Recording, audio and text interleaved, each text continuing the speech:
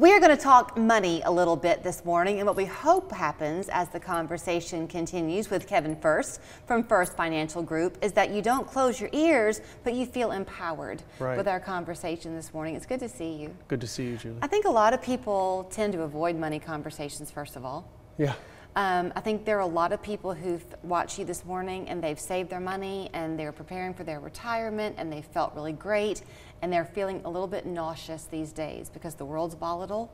Stock market's been up the last couple of days, but it's anybody's guess when it might nosedive again. Right. It's hard to kind of feel optimistic. But your website says it all. It's grow, keep, leave. Right.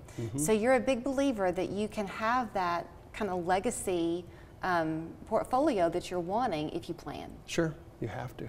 So good morning. Have to plan, yeah, good morning. So you wanted to talk a little bit this morning though about some kind of maintenance housekeeping things that everyone should be doing. Most people know about this, but let's talk about those RMDs as you call it, required minimum distributions. Yeah, required minimum distributions, used to it was 70 and a half. So if you're over 73, now is the new age, 73, you have to take a required minimum amount of money out of your IRAs.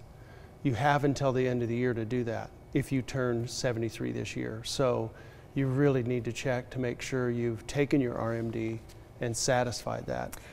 Has the percentage that you have to take out changed? No, the percentage hasn't changed. The penalty has changed. So it used to be 50% penalty. I believe it's 25% now or 35% penalty if you don't take it out. Why would you not take it out? Forget. Sometimes it's one of those things you just forget to do. You can automate them. You just have to get with your financial planner, talk with them. They know how to do that. Set it up automatically so you don't forget it.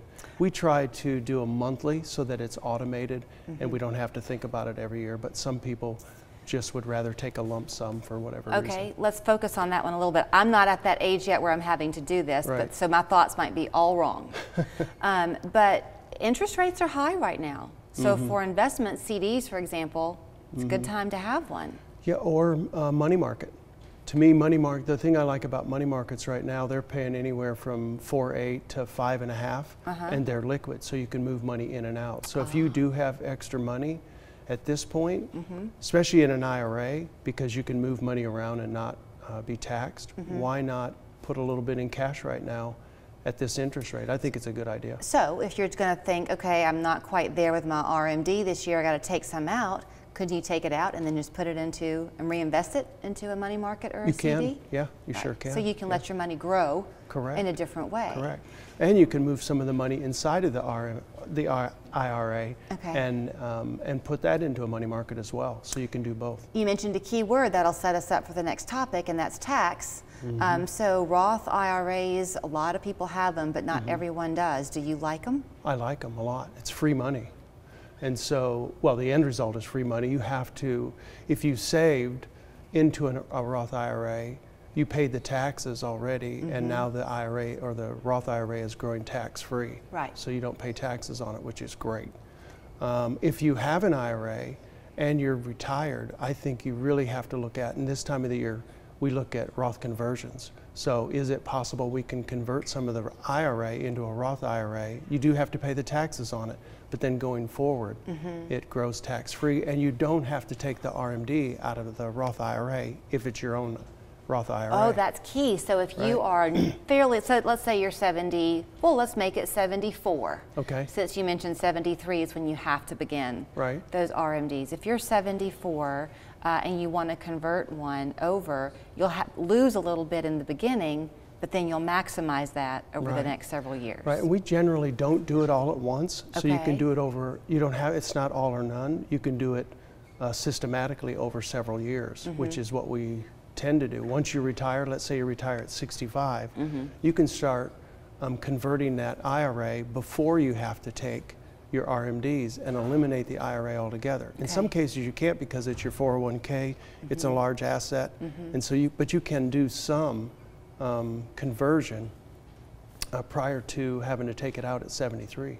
You know, there's a series on Netflix now that everyone's talking about. Perhaps you've seen it, called The Blue Zones. Have you seen it? I have not. You heard of it? No. But it chronicles of 5 or 6 different parts of the world where people have this high lifespan where they live to be 100 on a far higher basis than other parts of the world, and it studies it.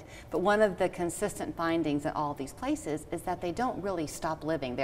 They might not retire, or they might not keep working per se, but they're having a life of purpose. Yeah. So when you mentioned retiring at 65, I almost said to you, who does that anymore? Nobody anymore. Nobody does it anymore. Nobody, not many. Only, so I would say government employees, teachers do, because of their they have pensions. Airline pilots do. Yeah, they do. To. Well, because of medical, that's right. So there are some that do, but they have pensions as well. So once you do retire, besides kind of losing the focus of your day for a lot of folks, your income shifts drastically. So you're going to be in a lower tax bracket, generally speaking. You say that's important to plan for.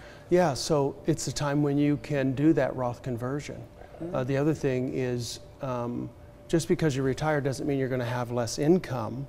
And so you might still have a high income, and you want to reduce the tax burden that you have on that income. And so there's things you need to do from a tax standpoint to plan toward the end of the year. Kind of tidy things up, make sure you've got your ducks in a row, and then enjoy the family and forget about all of it. You know, a lot of people are kind of white knuckling things right now. They're either glued to the TV or they're not wanting to tune in at all. And they don't know what's going to happen, not that we ever do. With this whole world situation. Do you think it's more important than ever, though, to have some cash money as well as investments? Yeah, I don't think it's a bad idea. When you say cash, do you mean in a money market or just cash in a drawer?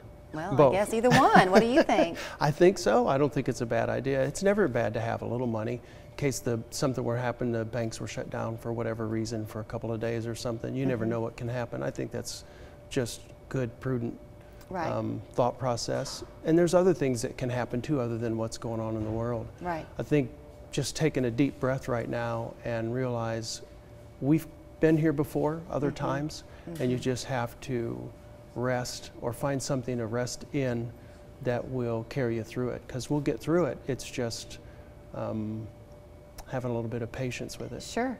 And living in the moment. That was other part of this whole Netflix series, is that they live in the present. They don't worry a whole lot. So before we went on camera, Kevin said, and have fun. We're 2 weeks to Halloween, 4 weeks to Thanksgiving, and 8 weeks to Christmas. Yeah, so the family is everything right now. That's right. And that's what it should be. So you can grow your investments for that family that you love. Kevin would love to help you. It's Fuerst Financial Group. They're a family-owned business here in town. They've been around for a long time.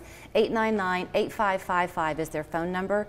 GrowKeepLeave.com is the website. And when you meet him, ask him about his favorite phrase, at least it is with me. You have to watch a thing to change a thing. That's right. That's right. Don't change. I won't.